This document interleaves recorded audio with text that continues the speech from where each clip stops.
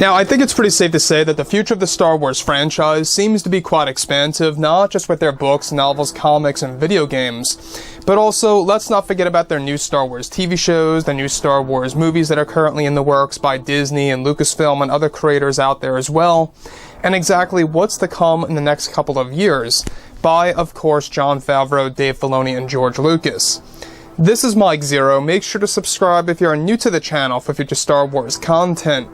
Now, one thing about Disney Star Wars is that obviously we do know that with the finale of The Mandalorian Season 2, a lot of fans have been really turning around. A lot of fans have been coming back to the Star Wars franchise and really just enjoying of what's to come by Jon Favreau. So, with the introduction of Luke Skywalker in the mix, it really gave fans hope about what's to come in the next couple of years on the Mandalorian series, as well as future projects by Lucasfilm. Now, with that being said, everything related to Disney Star Wars overall, we do know that Jon Favreau and Dave Filoni are already hard at work on Rangers of the New Republic, the Ahsoka Tano show, as well as, like I say, seasons 3 and 4 of Mandalorian, so they got a lot of work on their plate. They really are trying their absolute best to bring Star Wars back to the way it used to be, back to its roots, and Jon Favreau, by the way, actually talked about this yesterday or the day before, of how they were able to capture that classic feeling of Star Wars.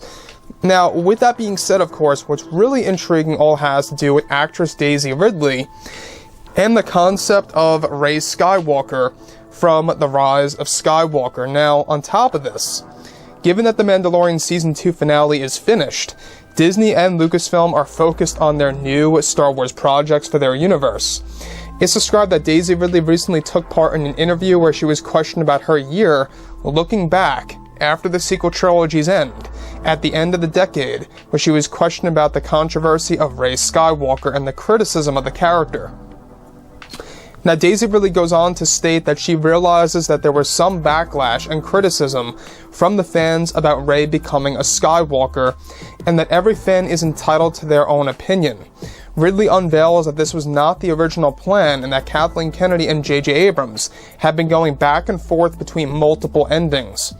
Ridley believes the backlash of Rey Skywalker and the criticism of her character stems from how fast it happened for the fans, and how unexpected it really was, and how fans wanted her to become a real Skywalker or stay as a real one from the very beginning, from the start.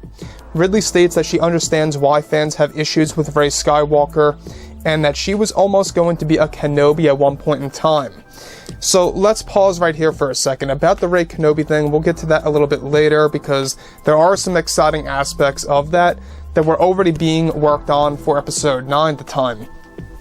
However, about Daisy Ridley here, the thing about Rey Skywalker, I believe, and I don't think that it was because it was necessarily happening too fast or completely unexpected. Like I say, I think that obviously it's because her bloodline is a Palpatine, and she calls herself a Skywalker. I think that's one of the main reasons as to why a lot of fans had issues with that. It's because basically you're applying the Skywalker name to a person who has Palpatine blood. I think that's why a lot of fans had issues with that. Some fans actually supported the idea, and that's fine. Everybody has their own opinions. I get that. Some fans like the fact that she chose the name Skywalker to forever rid the thought that she is a Palpatine. And I don't even think that's practical. I think that in reality, realistically speaking, I know it's just a movie, but realistically speaking, you would still have that thought in your mind. So to me, it didn't really make all that much sense as to why that was her motive to call herself a Skywalker. Now, sure, it was to also honor the legacy of Luke, Leia, Ben, and Anakin. But at the same exact time, J.J. Abrams also unveiled months ago that she did that in order to erase the fact that she was a Palpatine, where I don't really think it really erases it at all. So I can see Ridley's stance on certain levels there as to why fans had a lot of criticism, is because yes, I mean, it was unexpected. It happened out of nowhere. It came out of left field. It happened very fast. And I think that was also a big factor into why so many fans had an issue with that. On another thought here, everything related to Rey Skywalker is that It happened at the very, very end of the movie, and a lot of fans felt very misled when it came to the title of Episode 9, right? The Rise of Skywalker. Everybody thought it had to do with Luke, Anakin, in which it originally did, by the way, before a lot of scenes were deleted. Now, the movie obviously has two meanings. In case you guys did not look closely, there is one minor meaning to the title. The Rise of Skywalker is Ben Solo crawling out of the pit. Note how him crawling out is somewhat like The Dark Knight Rises, where you have Bruce Wayne climbing out of that prison to only see the horizon. Very much similar to Ben Solo's situation being called the last Skywalker by Palpatine and crawling out of that pit. Actress Daisy Ridley was able to unveil new secrets about the concept of Rey Kenobi.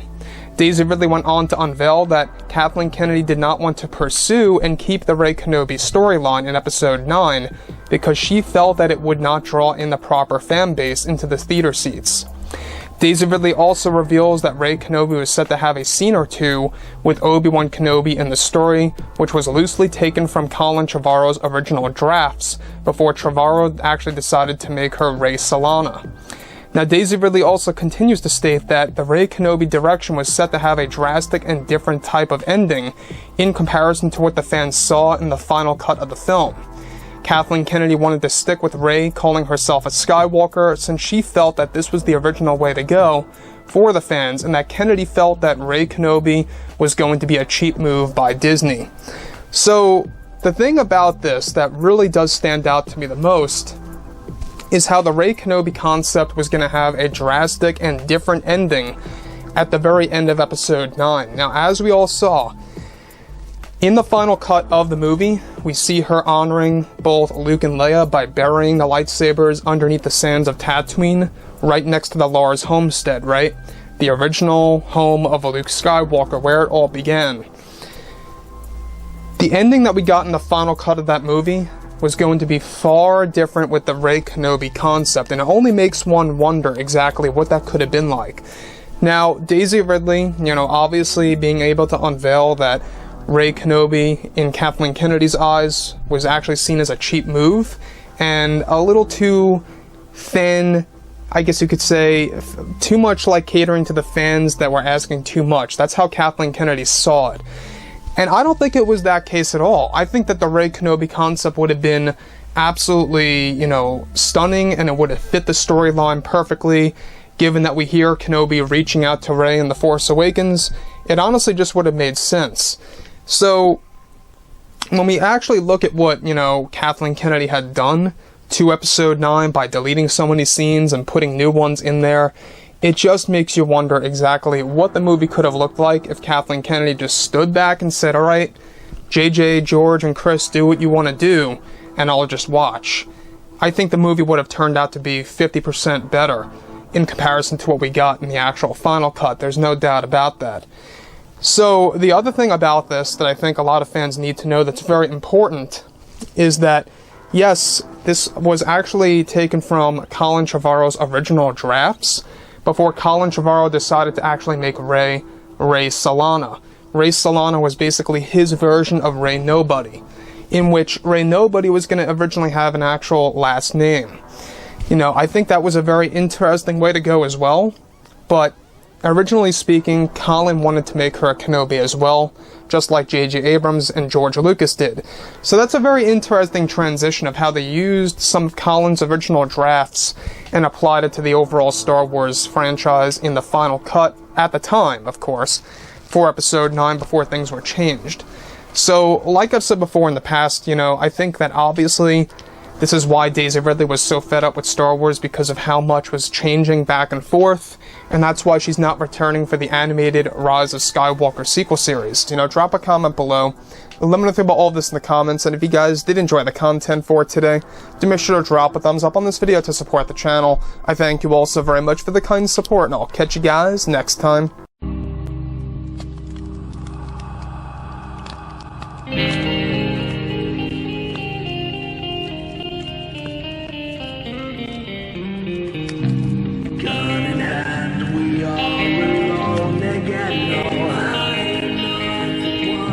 From night to moon, we hear them moans again.